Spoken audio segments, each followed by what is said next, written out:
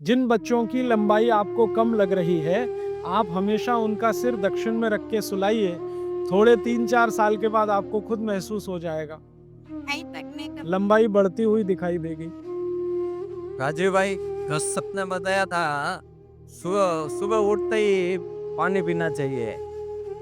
लेकिन जैन धर्म में ये बताते हैं कम से कम 48 मिनट्स बाद में खुद पी वो लेना बिल्कुल चाहिए। ठीक है। जो जैन इसके लिए दर्शन क्या करना 48 मिनट का नियम है ना, सूर्योदय होने के 48 मिनट के बाद, वो बिल्कुल नियम सही है, पक्का है।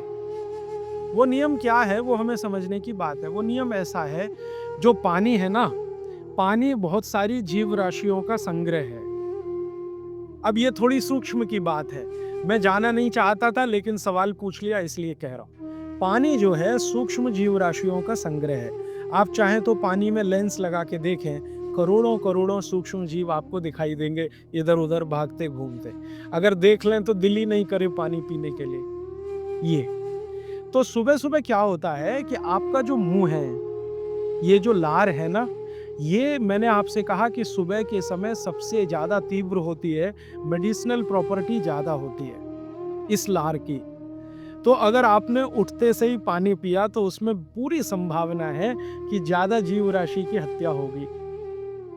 इसलिए जैन दर्शन ये कहता है, अनावश्यक हिंसा से बचो।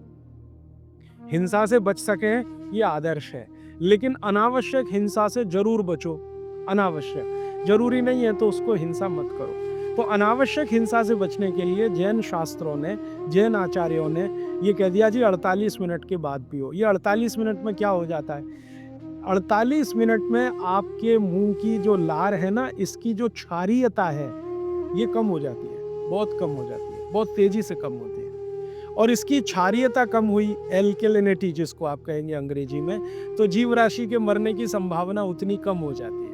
तो फालतू हिंसा से बचने के लिए जैन दर्शन ने ये कहा कि नवकार्षियों एक शब्द इस्तेमाल करते हैं ना, हाँ, तो ये उसके साथ उन्होंने जोड़ा। वो 48 मिनट का कैलकुलेशन बागभट्ट जी का भी है। वो ये कहते हैं कि सुबह उठते ही 48 मिनट तक अगर आप इंतजार करते हैं तो मुंह की जो लार है, इसकी क्षारीयता कम होना शुरू होती है। तो उठते ही पानी पीने में अगर आप जैन दर्शन पालन करते हैं तो 48 मिनट ध्यान रखो। और अगर आप जैन दर्शन पालन नहीं कर रहे हैं तो आपके लिए शायद हिंसा हिंसा का उतना महत्व नहीं है, लेकिन करें तो आपके लिए भी अच्छा है। तो आप बोलेंगे जी 48 मिनट तक क्या करें, बैठे रहे? तो भगवान का नाम ले लो,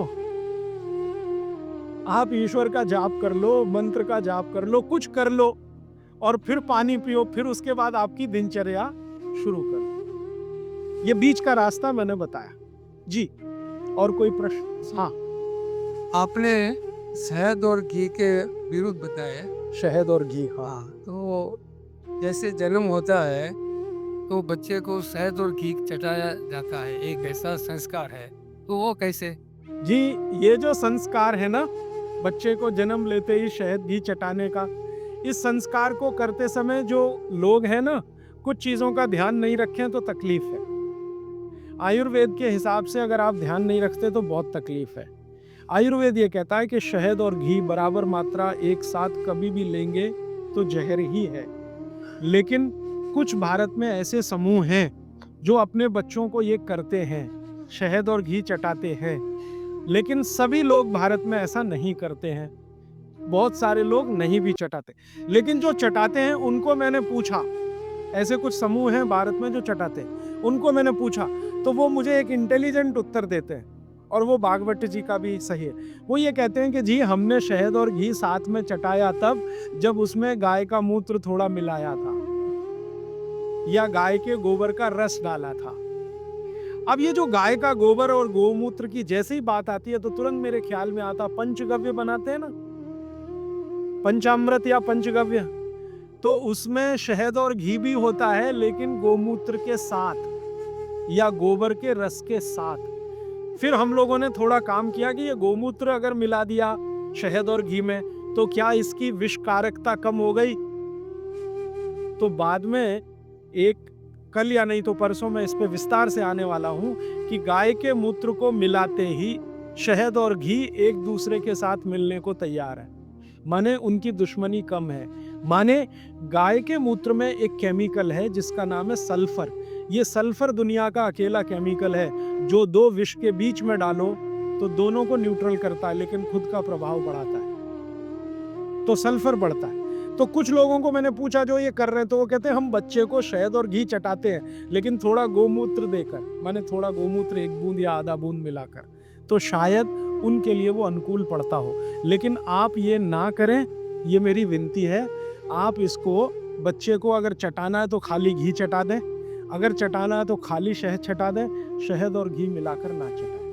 एक ही कंडीशन है कि जब बच्चे को कोई ऐसा गंभीर रोग ना हो, अगर मान लो कोई बहुत गंभीर रोग है जिसमें विष ही देना है, मान लीजिए कई रोग ऐसे हैं जिसमें विष दवा का काम करता है, ऐसे कई रोग हैं जिसमें विष दवा का काम करता है, उस कंडीशन में जरूर बच्चे को दिया जा सकता है। जैसे एक बहुत खराब रोग होता है, कई बच्चों को होता है, जन्म लेते ही उनके शरीर का जो त्वचा है ना, उनका रंग बदलना शुरू होता है। कई बच्चों को मैंने देखा एकदम तांबई कलर के हो जाते हैं, ये जो कॉपर होता है ना, कॉपर, ताम्र, उसी रंग के बच्चे की स्किन होना शुरू हो जाती है। उस बच्चे को जरूर शहद और घी ही चटाना पड़ेगा, नहीं तो ठीक नहीं होगा, उसके लिए वो काम आएगा। तो अलग अलग परिस्थितियों में, लेकिन सामान्य बच्चे के लिए ये ठीक नहीं है, उपयोगी नहीं। जी श्रीमान जी, आयुर्वेदिक दवाओं के साथ जो डॉक्टर की दवाएं अभी चल रही है तो उसको ले सकते हैं? बिल्कुल मत लीजिए। दवा जो है ना, आप भरोसे से आयुर्वेद की लीजिए तो उससे ही आपको बहुत बड़े परिणाम मिल जाएंगे। एलोपैथी की दवाएं साथ में खाएंगे तो कोई अच्छे परिणाम तो नहीं, बुरे परिणाम जरूर आ जाएंगे। अर्जुन की छाल का जो पाउडर आप जी के साथ लेना कह रहे हैं, जब हम लेते हैं तो उसको पथरी के जैसे जमने की शंका रहती है या डाउट रहता है? अर्जुन की छाल से पथरी होने की शंका ना के बराबर है। पथरी होने की शंका एक ही चीज में है कि अगर आप चूना ज्यादा खाएं तो। अर्जुन की छाल से आज तक मैंने नहीं सुना किसी को पथरी हुई है, क्योंकि अर्जुन की छाल में जो कैल्शियम है वो बहुत ही कम है, और जो है वो बहुत आसानी से घुलनशील है, वो आसानी से डाइजेस्ट होता है। पथरी होने की संभावना तभी है जब आप ज्यादा चूना खाएं।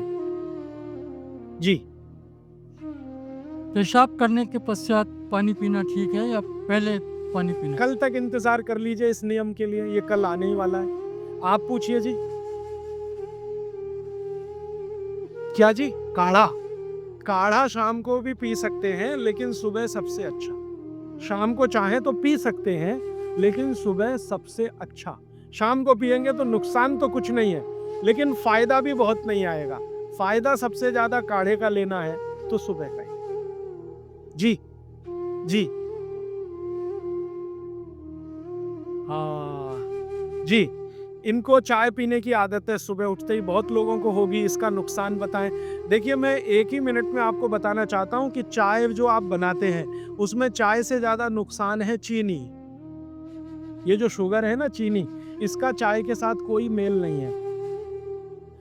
अगर आप चाय पी रहे हैं, वैसे तो मत पिएं क्योंकि आपकी तासीर के अनुकूल नहीं है। चाय के जो केमिकल है ना, भारत के लिए उपयोगी नहीं है, भारत में रहने वाले लोगों के लिए। यूरोप और अमेरिका के लिए बहुत अच्छी है यही चाय, हमारे लिए वो जहर है। कॉफ़ी तो और भी ज़्यादा, गर्म देशों में चाय कॉफ़ी अच्छी नहीं है। फिर भी अगर आप पी रहे हैं, आप मानते हैं कि ख़राब है लेकिन क्या करें, आदत से मजबूर है, तो मैं एक तरीका बता देता हूँ। वो तरीका ये है कि चीनी की जगह गुड़ की चाय पी लीजिए। क्यों पी लीजिए वो समझिए।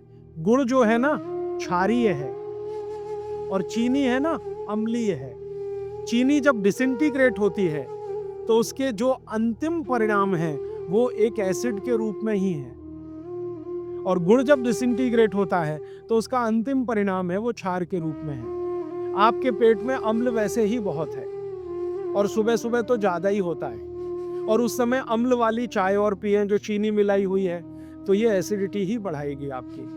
तो बेहतर है कि आप चाय पिए तो गुड़ वाली पिए।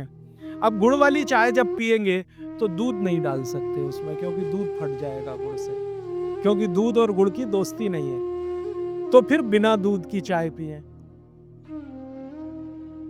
तो आप काली चाय पिए, गुड़ डाल के पिए। और मेरी छोटी सी एक बात अगर मान लें कि अगर काली चाय गुड़ डालकर आप पी रहे हैं तो थोड़ा सा नींबू का रस डालें तो न्यूट्रलाइज होगी ये। नींबू का रस एसिडिक है, गुड़ जो है ना क्षारीय है। तो गुड़ मिलाई हुई चाय को अगर न्यूट्रल करना है तो थोड़ा नींबू डालकर नींबू की चाय पिए, ठीक है, ऐसा कर। लेकिन इसको पीने से पहले पानी जरूर पिए, वो नियम ना बोले जी। हाँ, इसलिए मैंने बोला कि गुड़ में जो है ना क्षार है और नींबू जो है एसिडिक है, तो क्षार अम्ल मिले तो न्यूट्रल होगा, तो न्यूट्रल चाय हो जाएगी जब आप पिएंगे।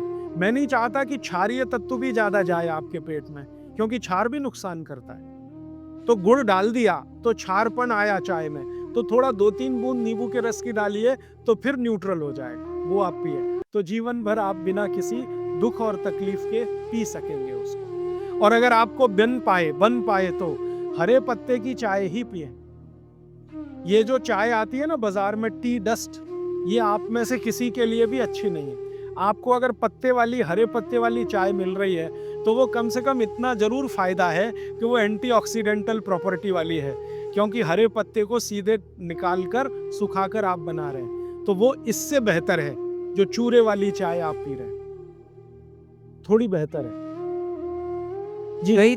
कई देशों में हमने देखा है कि भोजन लेते समय वज्रासन में बैठ के भोजन लेते हैं। तो ईस्टर्न कंट्रीज में करते हैं, इंडोनेशिया में, मलेशिया में, थोड़ा सा मंगोलिया में जाएं तो वहां भी करते हैं। वज्रासन में बैठकर वो लोग भोजन कर सकते हैं, आपके लिए उतना अनुकूल नहीं है, क्योंकि आपको भोजन के बाद वज्रासन करना अनुकूल है। भोजन करते समय आपके लिए सुखासन या उकड़ू बैठकर आसन वही अनुकूल है। अब ये क्यों है, एक दिन रुक जाइए, परसों मैं एक्सप्लेन करने ही वाला हूँ। और मैंने ये भी नोटिस किया है कि यहाँ के लोग भोजन लेने के बाद शहद लेना वाजिब समझते हैं, इसलिए क्योंकि डाइजेशन में हेल्प करता है। लीजिए ना, मैंने मना नहीं किया, लेकिन जैन दर्शन का पालन अगर आप कर रहे हैं तो मत लीजिए। और अगर आप जैन दर्शन में पालन नहीं कर रहे हैं अपने जीवन को, तो आप शहद लेने के लिए स्वतंत्र हैं। जैन दर्शन में है तो मैं स्ट्रिक्टली बोलूंगा ना करें, क्योंकि उसमें हिंसा और अहिंसा की बात आएगी। शहद जो है ना, जीव राशियों का समूह है, और बड़ी मक्खी के शहद में ज्यादा जीव राशियां। पानी कितना लेना चाहिए ये सबके लिए अलग अलग है, तो इसका सूत्र बता देता हूं।